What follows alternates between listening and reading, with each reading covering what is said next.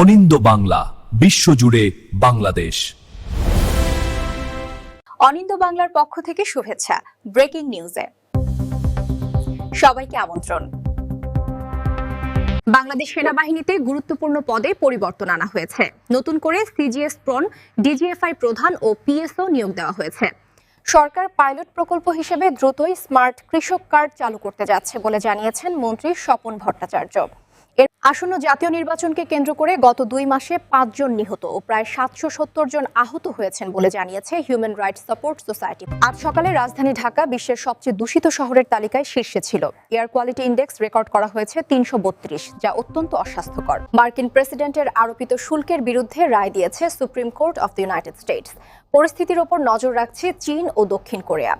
ইউরোপীয় ইউনিয়নের foreign affairs কাউন্সিলে রাশিয়া ইউক্রেন যুদ্ধ এবং গাজা ও পশ্চিম তীরের স্থিতি নিয়ে আলোচনা হয়েছে।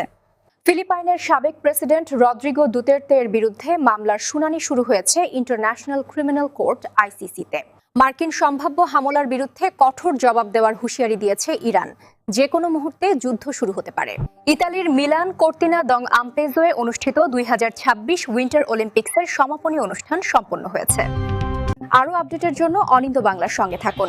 এই ছিল আজ রাত 8টার পরবর্তী সর্বশেষ ব্রেকিং নিউজ। আরও আপডেট আসছে, আমাদের সঙ্গেই থাকুন। অনিন্দ বাংলা, বিশ্বজুড়ে বাংলাদেশ।